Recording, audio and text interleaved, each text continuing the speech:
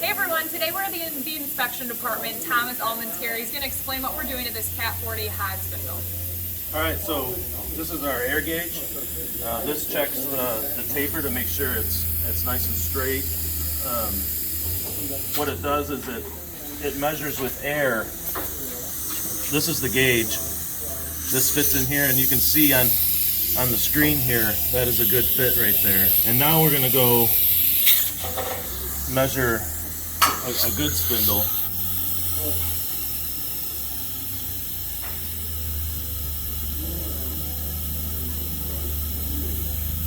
That's a good fit right there.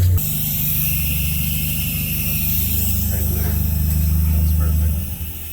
Okay, and now I'm going to show you a bad one. See how it's rejecting it? You got the back of the taper is way off. So this shaft will go to our grinder and get GPG, which is ground and then plated with chrome and then ground again. Awesome. Thanks for the explanation.